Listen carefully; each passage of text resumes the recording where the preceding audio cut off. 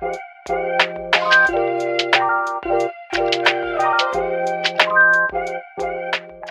the world of fashion, recognition and fair pay are more than just trends, they're necessities.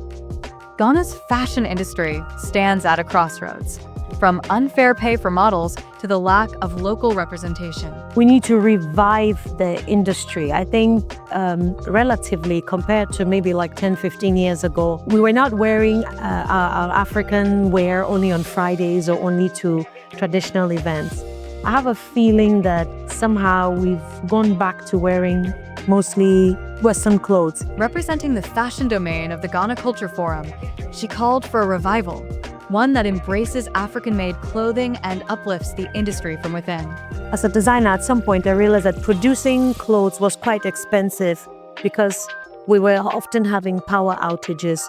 A lot of us were running our businesses on generators, so it was quite costly. And then also having to pay rent, pay your employers. Then all of a sudden, the tax authorities were also on our case. So it became very difficult. So what happened is that now it's basically become something that the elite can afford. Buying fabric, taking it to whether it's a dressmaker, tailor, or fashion designer has become something of a luxury. Imported Western fashion dominates Africa, shaping trends and influencing young models. But true identity lies in our own fabrics, designs, and culture. To revive the industry, we must embrace and elevate African-made fashion.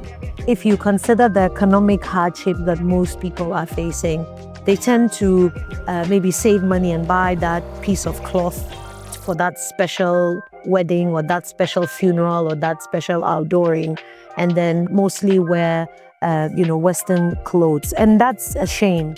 Fashion isn't just glamour. It's a profession that demands skill, discipline, and respect. But many still see modeling as mere entertainment, overlooking the work behind it.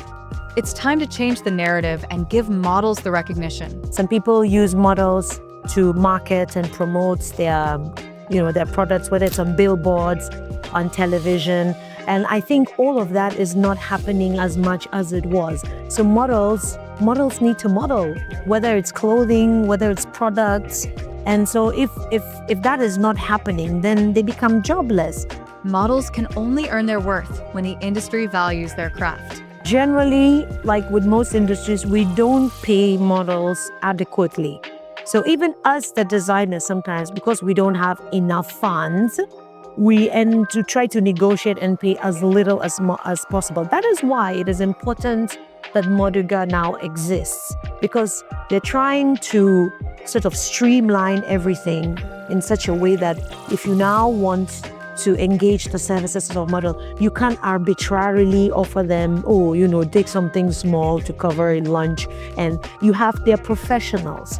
And if you expect the models to evolve and empower themselves and look sophisticated and whatever, where are they going to get their needs? Unless they come from wealthy homes or they have somebody supporting them. But if they're supposed to support themselves, then they need, like in every job, they need to be paid adequately. So Moduga is here to protect them, to give them guidance and to protect them and make sure that they're not exploited locally and outside. Yes.